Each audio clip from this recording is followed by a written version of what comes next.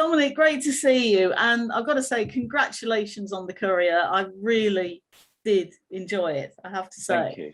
Thanks. Your first feature film, of course, was about 4 years ago, and that was on Chesil Beach.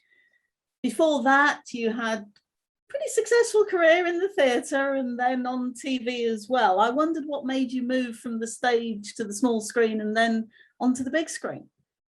I think a lot of it was just sort of wanting a new challenge. I'd been working in theatre for 30 years. I'd run a theatre for 7 years. I'd been on the management of that and other theatres for a long time before that. And I was a bit burnt out at that time. And I really wanted to do something that was going to take what I'd done and move it into another sort of direction. And I've become more and more curious about film.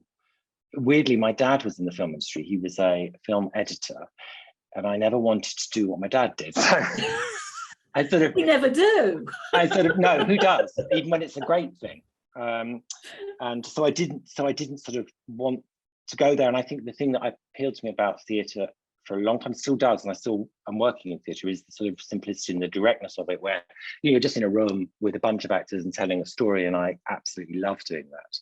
But I also was aware that as one gets older, you do all this work and it sort of goes up in a puff of smoke. And the idea of doing something that sort of stayed, you make a film and it's there.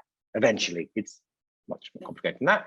That really appealed. And so when I started, the first thing I did was the Hollow Crown, which would be sort of films made for TV, ridiculously ambitious, no money, but a huge canvas.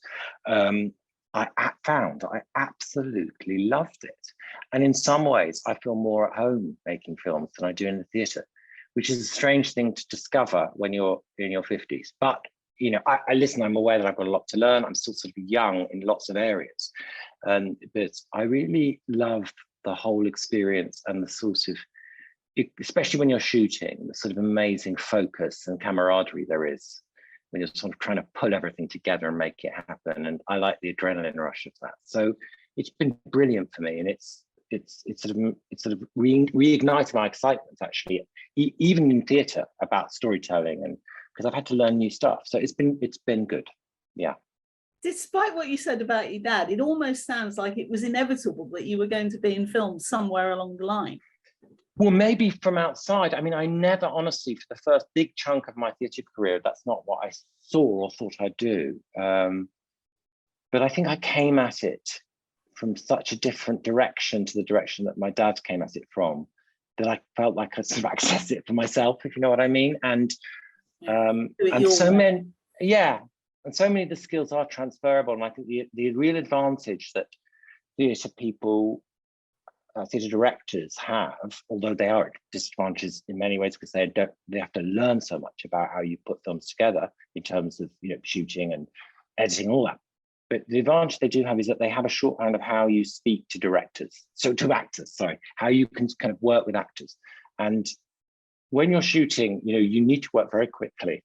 And sometimes, the note that you give to an actor in a given moment can transform that scene, and that scene can equally transform a movie. So I think having, if you spent years and years in rehearsal rooms with actors, you sort of develop, a sort of a kit bag of tricks, and you can pull things out for actors. Not always. There are times when the moment defies you and you move on to another set and you go, now I realize what I should have done at that moment. But a lot of the time, you have that experience. And I think the useful thing as well, just practically, is that actors get films financed, and actors want to feel that they are going to be supported and they are going to be looked after in the sort of technical kind of craziness of filmmaking, that they're going to be protected.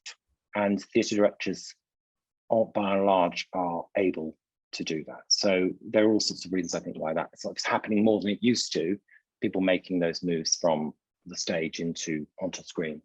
Sure.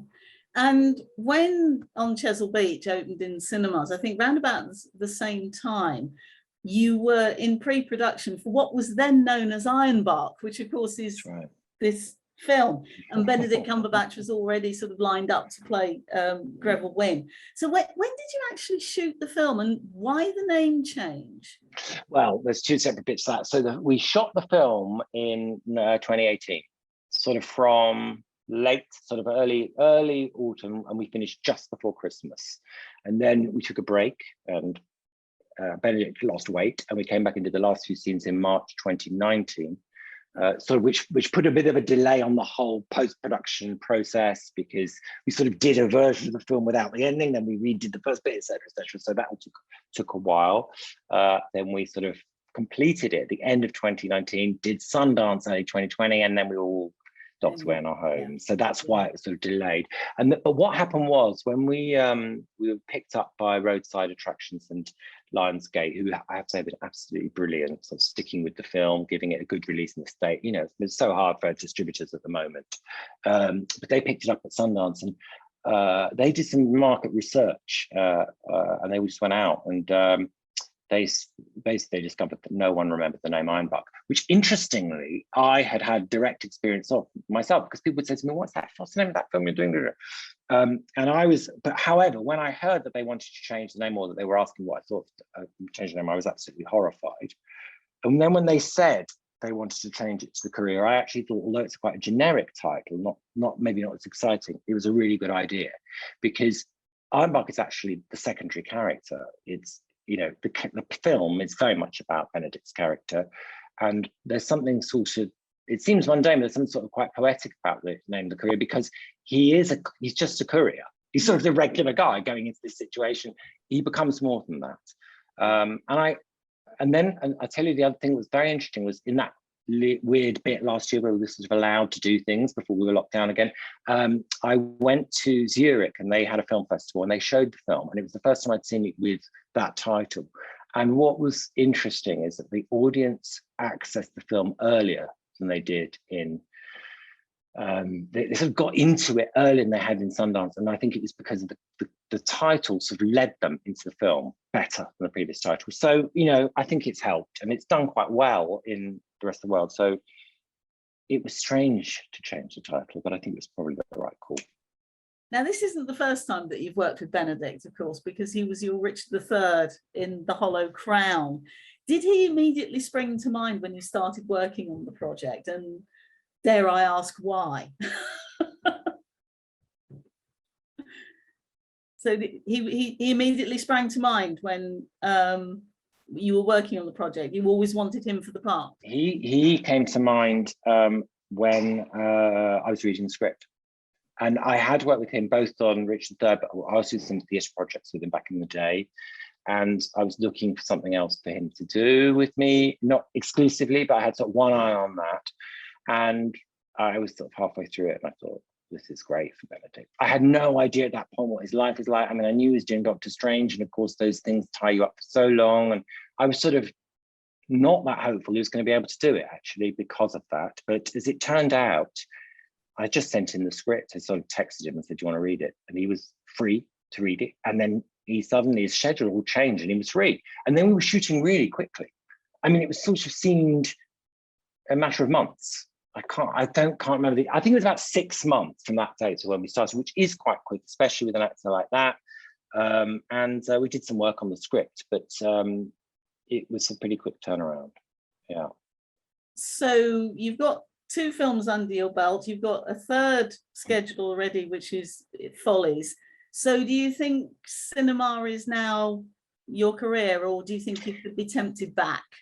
Well, I'm still doing theatre. In fact, I start rehearsals in a week on a stage play, and I feel so privileged to be able to do both, because I think for me, they really feed different sides of myself. And I genuinely think my theatre work has got better since I started doing film. And I feel that there's a sort of brilliant crossover, and yet you're stretching very different muscles. So I love doing both. I have to say, I'm really keen to do a film now. It's been a long time, and I love it. You're champing at the bit then. I'm really keen to do so. I've got a sort of real urge to do something again. But yeah, I've got a couple of theatre projects coming out. I mean, the thing is, I had all this theatre lined up before the lockdown, and was going to have quite a busy theatre year, but as you know, everything fell apart. And so some of those things, they're all sort of finding new paths. So it's an unpredictable time. But no, I'm desperate to do another film. I'm really up for doing a sort of good TV series as well. I've done a bit of I've got developing a few things that I hope will happen. And we'll see. You just have to wait and see what lands and who commits and all those things. But in the yeah, meantime, it's The Courier, which is a terrific film. So thank you very much indeed for that.